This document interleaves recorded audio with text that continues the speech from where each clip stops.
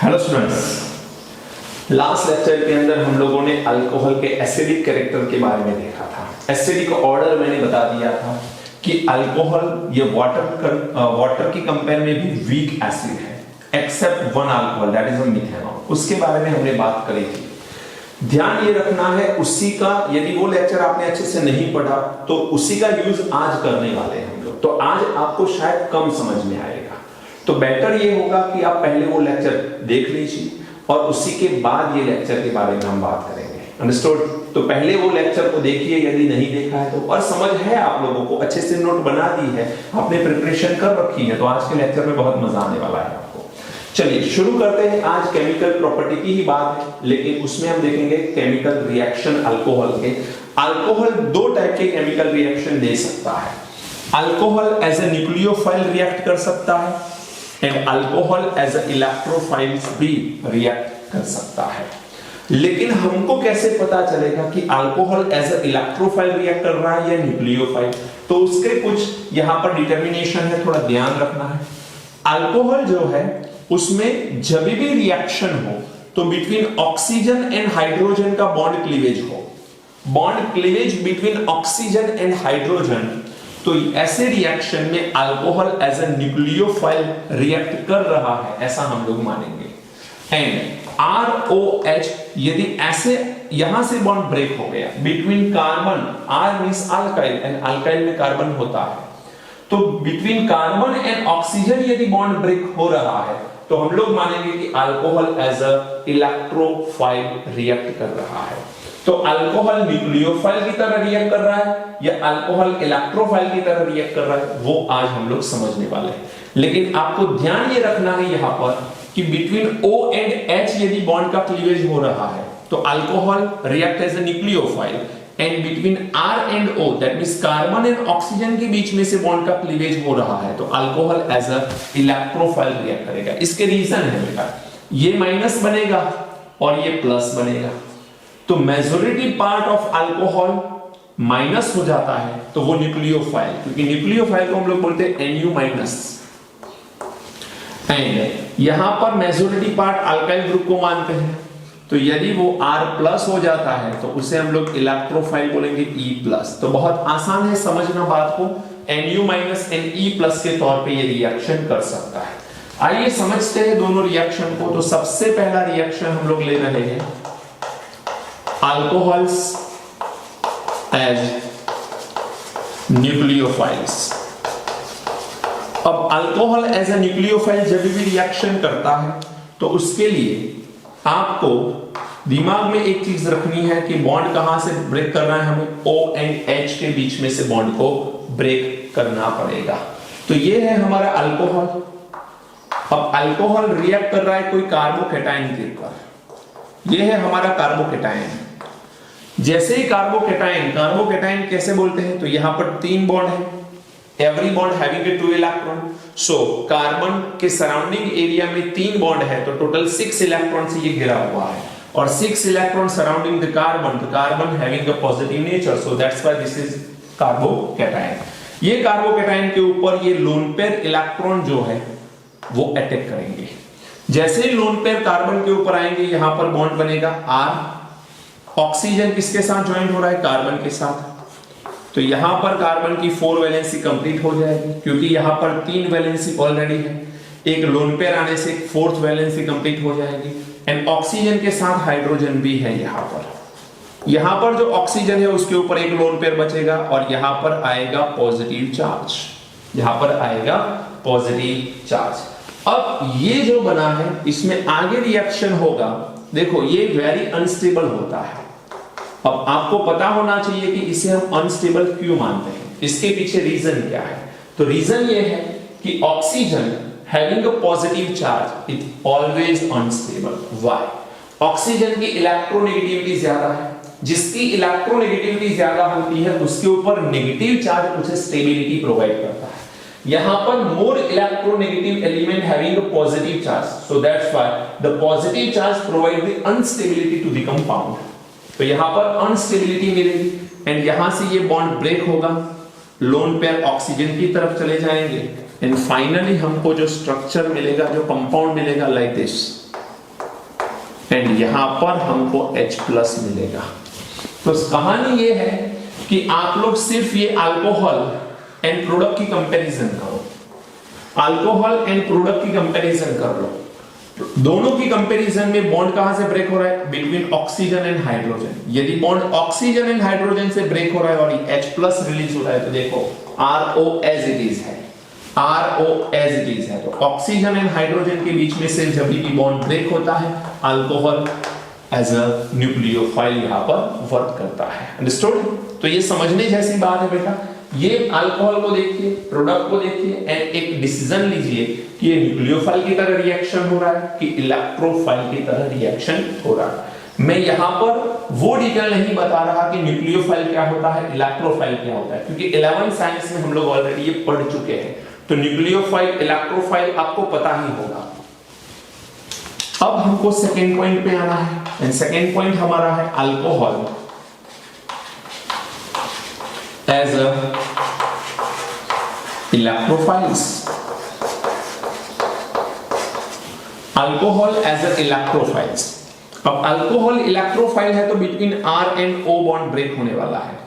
तो सबसे पहले हमें अल्कोहल लेना है एंड ये अल्कोहल में प्रोटॉन को ऐड करना है। We have to add the proton in the alcohol. जैसे ही मैं H प्लस प्रोटॉन इसमें ऐड करूंगा, ये जो लोन पेयर है ये H प्लस को अपनी तरफ खींच लेगा। तो फाइनली हमको कुछ ऐसा कंपाउंड मिलेगा। एक काम कर रहा हूं मैं, यहां पर मैं ले रहा हूं RCH2OH, तो आसानी से आप समझ पाओगे। RCH2O H एंड H, यहां पर ये पॉजिटिव चार्ज आ गया। अब आप सबको पता है कि ये अनस्टेबल स्पीसी है। प्रोटोनेटेड अल्कोहल में ऑक्सीजन के ऊपर पॉजिटिव चार्ज है तो ये अनस्टेबल स्पीसीज है। दूसरी चीज, यहां पर ये अल्कोहल में हमने सिर्फ ऐड क्या किया है? प्रोटॉन। H प्लस को हम प्रोटॉन बोलते हैं, तो प्रोटॉन ऐड करते हैं, that's why this is known as a protonated alcohol. इसको हम लोग ऑक्सोनियम आयन भी बोलते हैं, याद रखना, ऑक्सोनियम आयन भी हम लोग इसे बोल सकते हैं। अब हमारे पास जो ऑक्सोनियम आयन है उसका रिएक्शन हैलाइड के साथ कर X माइनस। जैसे ही X माइनस के साथ रिएक्शन होगा किसका? RCH2OH H, ऑक्सीजन, उसके ऊपर पॉजिटिव चार्ज। अब सबको पता है कि जब भी वाटर का मॉलिक्यूल यदि रिलीज होने की कैपेबिलिटी रखता है तो वहां से वाटर मॉलिक्यूल रिलीज जरूर होगा। तो यहां पर वाटर मॉलिक्यूल रिलीज होगा तो यहां से ये बॉन्ड ब्रेक होगा। जैसे ही बॉन्ड ब्रेक होगा लोन पेयर चले जाएंगे ऑक्सीजन की तरफ एंड फाइनली हमको यहां पर एक वाटर मॉलिक्यूल मिलेगा। तो वाटर मॉलिक्यूल रिलीज हो गए। अब हमारे पास यहां से लोन पेयर जब चले गए, या यहां से लोन पेयर तो नहीं बोल सकते, लेकिन यहां से बॉन्ड ब्रेक होकर दो इलेक्ट्रॉन ऑक्सीजन की तरफ चले गए तो ये कार्बन हो जाएगा पॉजिटिव चार्ज। जैसे ही कार्बन पॉजिटिव चार्ज हो गया, ये हैलोजन अपने इलेक्ट्रॉन इस कार्बन को दे देगा। हैलाइड आयन जो दो इलेक्ट्रॉन या लोन पेयर है वो कार्बन को देगा एंड फाइनली स्ट्रक्चर बनेगा हमारा RCH2X।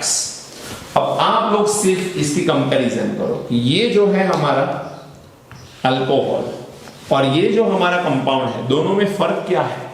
दोनों में फर्क समझो तो यहां से ये बॉन्ड ब्रेक हो गया है एंड O एंड H हट के वहां पर हैलाइड ग्रुप ज्वाइंट हो चुका है, हेलो अल्केन फॉर्म हो गया। तो यहां पर कार्बन एंड ऑक्सीजन के बीच में जब भी बॉन्ड ब्रेक होगा कार्बन कार्बोकेटाइन बनेगा।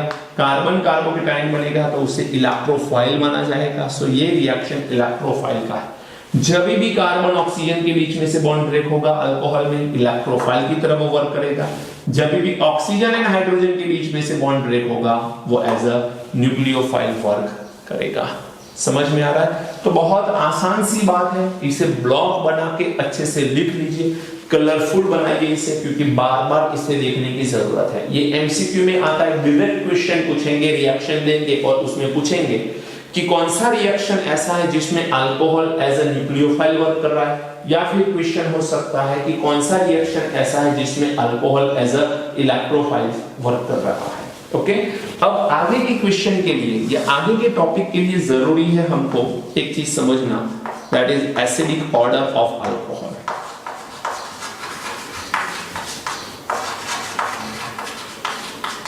एसिडिक ऑर्डर ऑफ अल्कोहल आपको याद रखना है। जबकि लास्ट लेक्चर यदि आपने अच्छे से कर लिया है तो आपको समझ है उसकी। एसिडिक ऑर्डर क्या होता है, तो अल्कोहल वीक एसिड है, हम सब जानते हैं। किससे वीक है ये, तो वाटर से भी वीक है। लेकिन यदि मैं एक एग्जांपल के थ्रू लिखूं तो मिथेनॉल वो स्ट्रॉन्गर है कंपेयर टू वाटर, एंड उसके बाद बाकी के अल्कोहल आते हैं। हम जानते हैं कि अल्कोहल से भी वीक एसिड कौन है, अल्काइन, जिसमें अल्काइन में टर्मिनल कार्बन के ऊपर हाइड्रोजन होना जरूरी है। तो ये जो है ऑर्डर हमारा, इसे हम लोग बोलते हैं एसिडिक ऑर्डर ऑफ अल्कोहल। इसकी जरूरत पड़ने वाली है तो इसे याद रख लेना, जबकि हम इसके बारे में ऑलरेडी डिस्कस कर चुके हैं। ओके, चलिए नोट करिए, फिर आगे बढ़ते हैं। चलिए बेटा, अब रिएक्शन के बारे में देखना है हम लोगों को। रिएक्शन है हमारा पहला, reaction involving cleavage of O bond H bond. तो यहां से हम लोग क्या कर रहे हैं, ONH के बीच का जो बॉन्ड है उसे ब्रेक करके रिएक्शन हम करने वाले हैं। तो इसका मतलब यह है कि इस टॉपिक के अंदर हम क्या समझने वाले हैं, acidic nature of alcohol and phenol समझने वाले हैं। एसिडिक नेचर में अल्कोहल कैसा है एंड फिनॉल कैसा है उसके बारे में बात करेंगे। लेकिन ड्यूरिंग दिस प्रोसेस पता होना चाहिए कि alcohol as a nucleophile work करेगा। क्यों, हम लोग पढ़ चुके हैं कि O bond H between oxygen and hydrogen के बीच का जो बॉन्ड ब्रेक हो जाए तो उसे हम लोग क्या बोलते हैं, न्यूक्लियोफाइल रिएक्शन। तो अल्कोहल यहां पर एज अ न्यूक्लियोफाइल वर्क करने वाला है। बहुत सिंपल रिएक्शन है, कुछ चीजें याद रखनी पड़ेगी आपको। यहां पर R बॉन्ड OH है, जिसका रिएक्शन यदि कोई एक्टिव मेटल के साथ कर लूं मैं, अल्कोहल का रिएक्शन कोई एक्टिव मेटल, अब एक्टिव मेटल कौन हो सकती है, तो वो हो सकती है सोडियम, मैग्नीशियम एंड एल्यूमिनियम। इसमें से कोई भी ले लो, sodium, magnesium, aluminium all are active metal. And इसके साथ जब अल्कोहल का रिएक्शन होगा, यहां पर मुझे मिलेगा ROM, M as a metal मान लो, एंड यहां पर हमको मिल सकता है डाइहाइड्रोजन गैस। इसे हम लोग बोलेंगे मेटल अल्कोक्साइड, मेटल अल्कोक्साइड। तो एक तो मेटल अल्कोक्साइड मिलेगा एंड डाइहाइड्रोजन गैस मिलेगा। जब भी यहां पर डाइहाइड्रोजन गैस इवॉल्व होगा, रिलीज होगा, तो एक चीज समझ लेना कि वो डाइहाइड्रोजन गैस यहां से H+ रिलीज होने की वजह से मिला है। यदि यहां से H+ रिलीज होता है तो रिलीजिंग ऑफ H+ वो हमको देगा कि alcohol having a acidic nature. देखिए एग्जांपल के तौर पे लिख रहा हूं मैं, यदि मैं यहां पर अल्कोहल ले लूं एंड इसका मैं सोडियम मेटल के साथ रिएक्शन करूं, तो sodium is a highly active metal. ये सोडियम क्या करेगा, Na+ देगा एंड इलेक्ट्रॉन देगा। Na+ एंड इलेक्ट्रॉन के साथ इसका reaction Na+ and electron release करेगा। तो यहां पर हुआ इसका ऑक्सीडेशन, ये O- एंड H+ है, यहां से बॉन्ड ब्रेक होगा, ये इलेक्ट्रॉन ये H+ गेन कर लेगा एंड यहां पर डाइहाइड्रोजन गैस रिलीज होगी। अब बेटा डाइहाइड्रोजन में 2 H है, तो यहां पर हाइड्रोजन 2 चाहिए तो मुझे 2 मोल लेने पड़ेंगे। तो सिमिलरली सोडियम भी 2 मोल, 2 Na+, 2 इलेक्ट्रॉन, ये 2 इलेक्ट्रॉन ये 2 H+ के अंदर एक्सेप्ट हो गए एंड हाइड्रोजन गैस इवॉल्व हो गया। तो 2 H+ going to accept this 2 electron and releasing the dihydrogen gas. अब रिमेनिंग क्या है, RO- how many moles, 2 moles and 2 sodium ion। तो यहां पर हमको मिलेगा RO- and Na+, ये हमको 2 मोल मिलेंगे। क्यों, क्योंकि यहां पर 2 मोल ये भी है, 2 मोल सोडियम भी है, तो इसे हम लोग बोलेंगे सोडियम अल्कोक्साइड। क्या मिलेगा, सोडियम अल्कोक्साइड। लेकिन ध्यान ये रखना कि ये जो सोडियम अल्कोक्साइड है इसका बेसिक नेचर स्ट्रॉन्ग बेस के कंपेयर में भी ज्यादा होता है। RO- Na+ having a stronger basic nature than NaOH। तो यहां पर मैंने जो ऑर्डर लिखा है वो किस चीज का है, बेसिक नेचर का ऑर्डर है। तो बेसिक नेचर RO- Na+ का ज्यादा होता है कंपेयर टू NaOH। ध्यान रखना है ये पॉइंट, अंडरस्टूड। चलिए, ये सोडियम अल्कोक्साइड एंड NaOH मिला। एग्जांपल के तौर पे यदि यहां पर मैं CH3OH ले लो, मिथेनॉल, इसका रिएक्शन मैं सोडियम के साथ कर लूं तो क्या होगा बेटा, यहां पर मैंने सिर्फ R की जगह क्या लिखा है, CH3 एग्जांपल के तौर पे। तो इसके 2 मोल ले लूं मैं यहां से ये माइनस, ये प्लस, यहां से ये रिलीज होगा, यहां पर 2 मोल चाहिए, तो यहां से भी 2Na plus N2 electron release होगा, ये 2 इलेक्ट्रॉन ये 2H प्लस गेन कर लेगा। क्या मिलेगा यहां पर? डाई हाइड्रोजन गैस रिलीज होगा।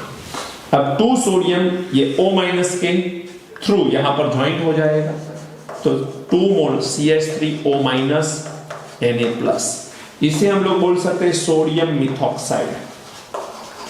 Sodium methoxide also having the more basic nature than NaOH।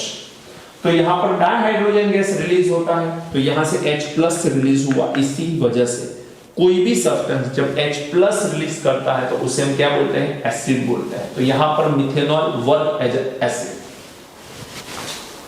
यदि मैं इथेनॉल ले लूं C2H5OH, क्या फर्क पड़ता है? कुछ नहीं, सिर्फ एग्जांपल में मैंने 2 कार्बन ले लिए, 2 सोडियम 2 मोल ले लो, तो यह 2 C2H5O minus Na plus and dihydrogen gas release हो।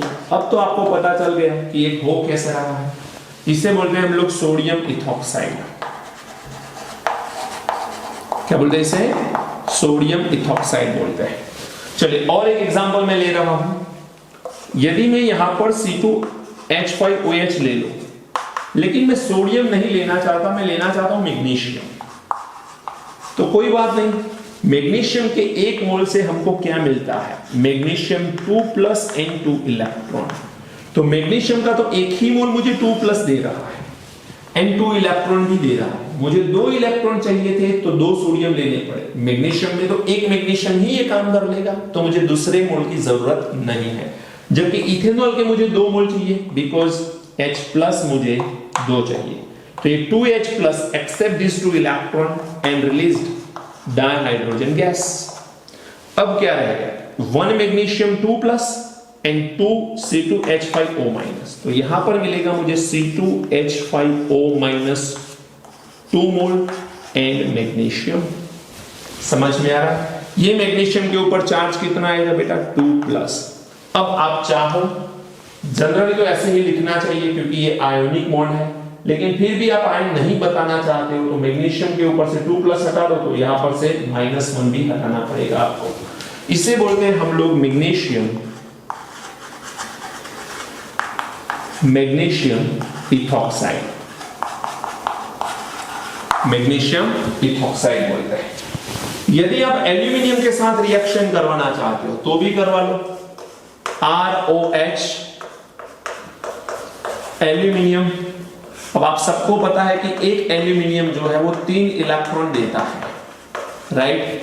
अब 3 इलेक्ट्रॉन देगा तो मुझे यहां पर 3 मोल ऑफ अल्कोहल चाहिए वैसे तो।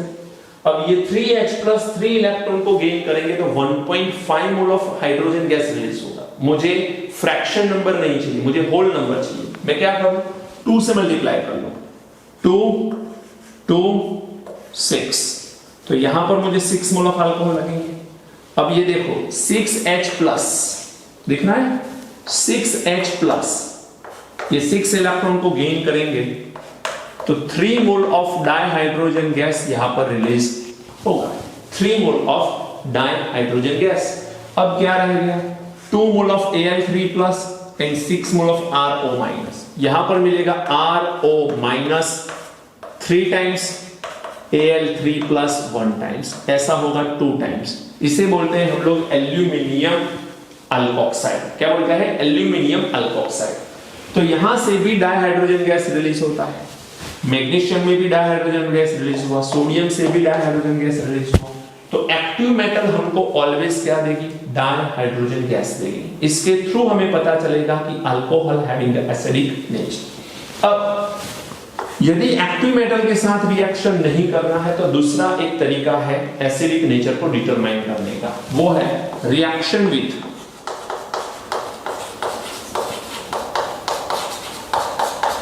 NaNH2।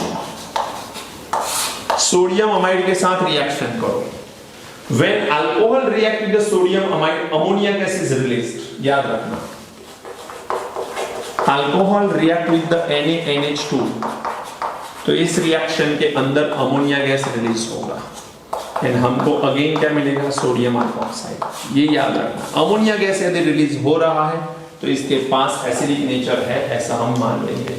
एग्जाम्पल के तौर पे यदि मैं यहां पर ले लूं CH3CH2 या फिर लिख लूं C2H5OH, जिसका रिएक्शन में NaNH2 के साथ कर लूं, तो क्या हो रहा है बेटा देखो, O minus H plus Na plus NH2 minus, यहां से ये बॉन्ड ब्रेक होगा, जैसे ही बॉन्ड ब्रेक होगा यहां से ये सेपरेट होगा, तो ये NH2 माइनस ये H प्लस ये दोनों मिल जाएंगे, जैसे ये मिल जाएंगे रिलीज क्या हो जाएगा, अमोनिया गैस रिलीज हो जाएगा।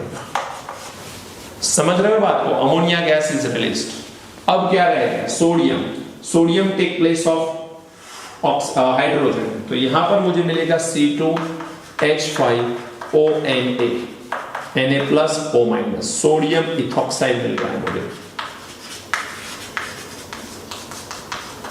Sodium ethoxide is a stronger base, is a stronger base.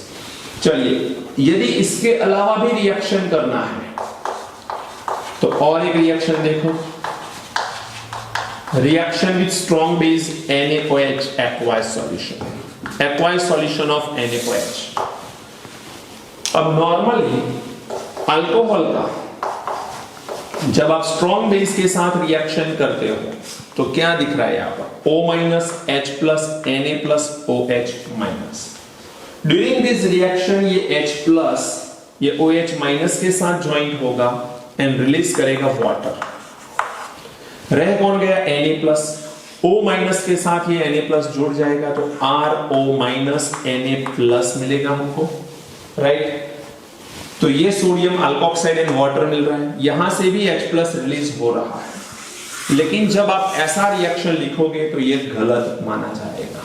क्यों बेटा, समझना, एक्वायस कंडीशन में जो NaOH है वो स्ट्रॉन्ग बेस है, उसमें कोई डाउट नहीं है, बट अल्कोहल उतना वीक एसिड है कि वो स्ट्रॉन्ग बेस के साथ भी रिएक्शन नहीं कर सकता। आप सब जानते हो कि अल्कोहल की एसिडिक नेचर वाटर से भी कम है, वाटर से भी कम है, एंड वाटर से कम एसिडिक नेचर वाले अल्कोहल कभी भी NaOH के साथ डायरेक्ट रिएक्शन नहीं दे सकते। So alcohol is a very weak acid, alcohol is very weak acid, so it does not react with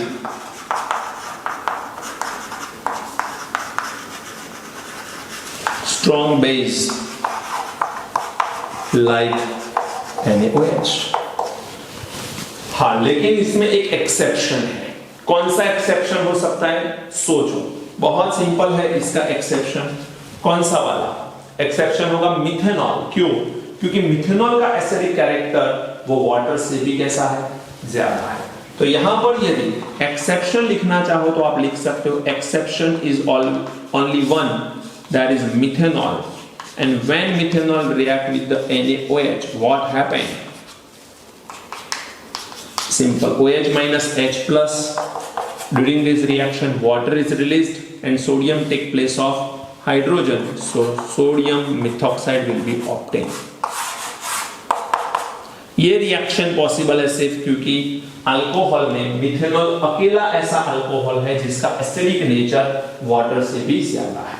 तो ये पॉइंट आपको ध्यान रखना है, नोट डाउन कर लीजिए, that is a very good process. एक तो आप लोग एसिडिक नेचर तय करने के लिए क्या क्या कर सकते हो, तो एक्टिव मेटल के साथ रिएक्शन करो, डाइहाइड्रोजन मिलेगा, NaNH2 के साथ रिएक्शन करो, अमोनिया गैस मिलेगा, एंड एक्सेप्ट मिथेनॉल। बाकी के अल्कोहल NaOH के साथ रिएक्ट नहीं कर सकते, बट मिथेनॉल का रिएक्शन करना चाहो तो मिथेनॉल NaOH के साथ रिएक्शन करके हमको सोडियम अल्कोक्साइड देगा एंड वाटर रिलीज करेगा। ओके, नोट करिए, अब सिर्फ हमको देखना है फिनॉल। फिनॉल के एसिडिक नेचर के बारे में हमें कुछ यहाँ पर रिएक्शंस लिखने हैं, नोट कर लीजिए इसे।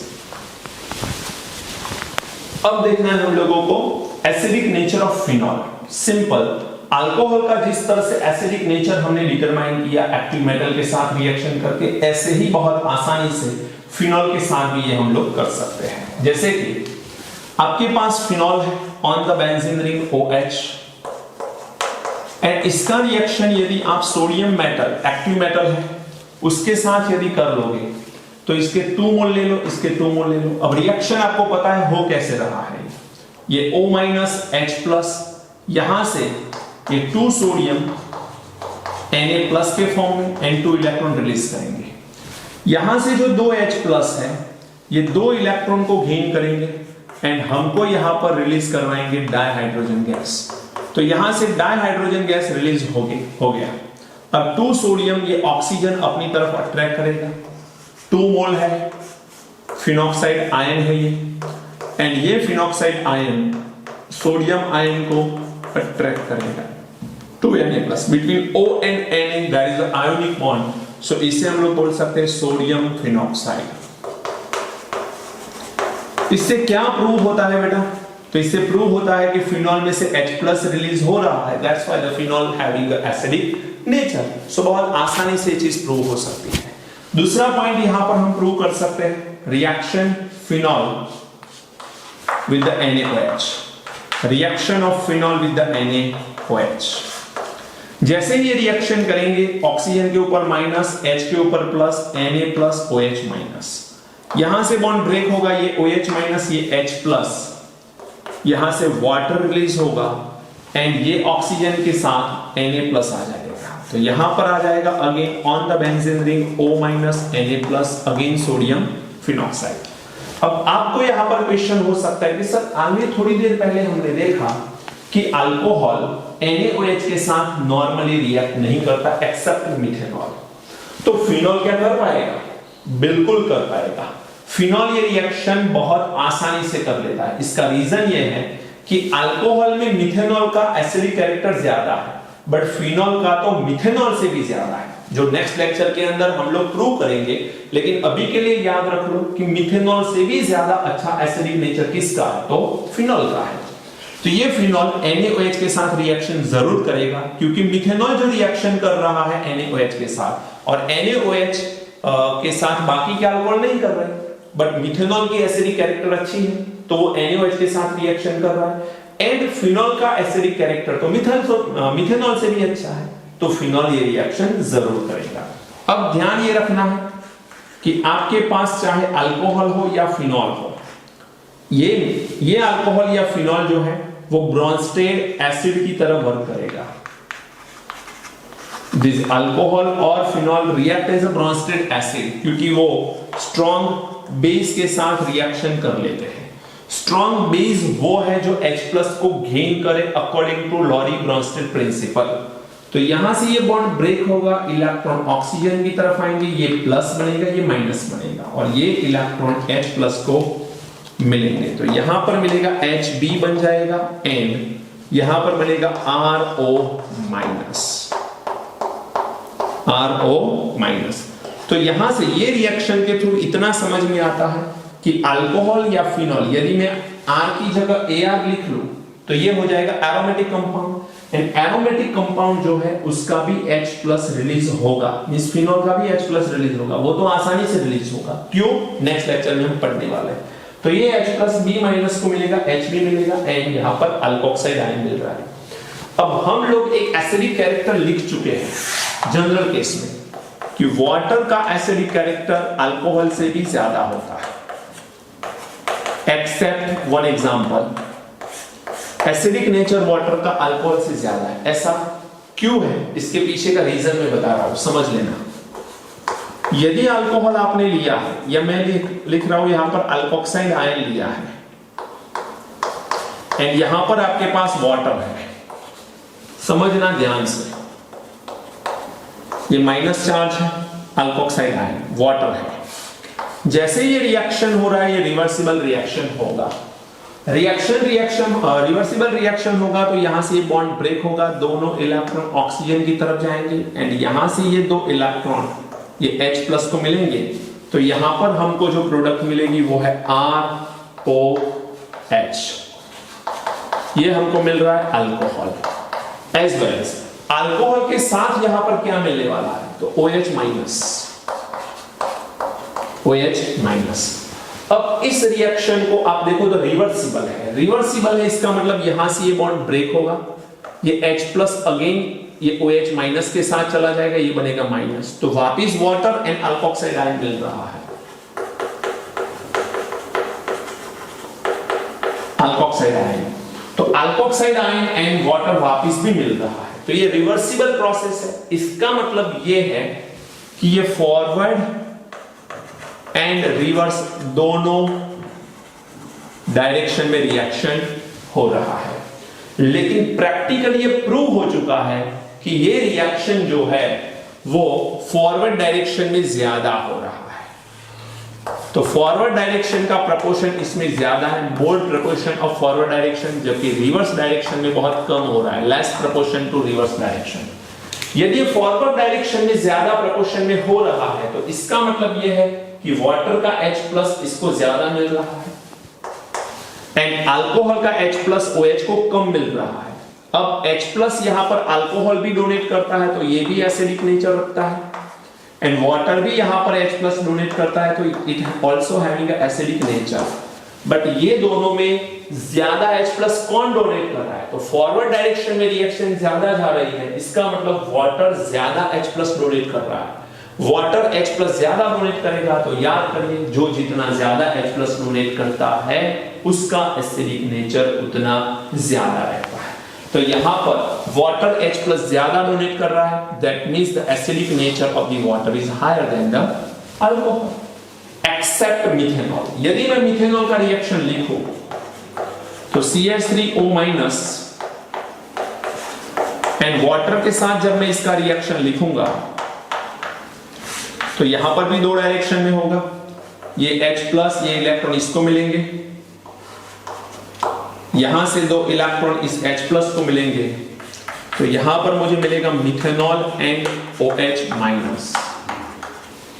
अब यहां पर क्या होने वाला है, बॉन्ड ब्रेक होगा, H+ OH- को मिलकर वाटर मिलेगा एंड मिथॉक्साइड आयन अलग हो जाएगा, सेपरेट हो जाएगा। यहां पर रिएक्शन कौन सा ज्यादा होगा? तो more reaction as a reverse side, यहां पर रिवर्स डायरेक्शन में ज्यादा हो रहा है, इसका मतलब ये H+ ज्यादा रिलीज हो रहा है और फॉरवर्ड डायरेक्शन के अंदर रिएक्शन जो है वो लेस हो रहा है। तो वाटर का H+ रिलीज होना कम है, जबकि मिथेनॉल में से H+ का रिलीज होना ज्यादा है इसमें। तो proportion of H+ ion obtained from the methanol is higher than the water। तो इसका मतलब यह है कि methanol having a more acidic nature. तो यहां पर हम लोग एक कंक्लूजन पे आ रहे हैं कि मिथेनॉल का ज्यादा है एसिडिक नेचर, फिर आता है वाटर का and other than methanol alcohol after that. उसके बाद हम लोग मिथेनॉल से कौन से अल्कोहल का या कौन से फिनॉल का ज्यादा एसिडिक नेचर है उसके बारे में हम नेक्स्ट लेक्चर के अंदर बात करेंगे। अब तक ये चीज हम प्रूव कर चुके हैं, एसिडिक नेचर। अंडरस्टूड? तो तब तक पढ़ाई करते रहिए।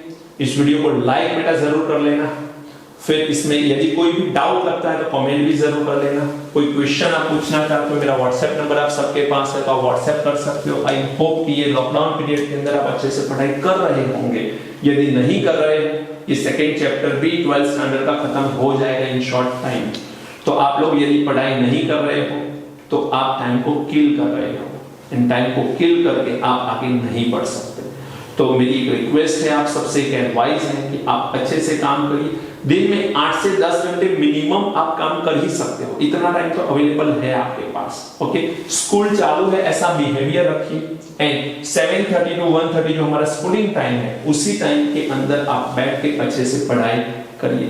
जो लोग स्कूल के अलावा इस वीडियो को देख रहे हैं, आपको कोई भी डाउट है आप लोग कमेंट बॉक्स के अंदर पूछ सकते हो मुझसे एंड इस वीडियो को शेयर जरूर करना। पहली बार इस चैनल के ऊपर आए हो सब्सक्राइब जरूर करना, बेल आइकन के ऊपर प्रेस जरूर कर लेना ताकि एक भी ऐसी वीडियो आपसे मिस ना हो जाए। Okay, thank you, God bless you बेटा, पढ़ाई करते रहिए।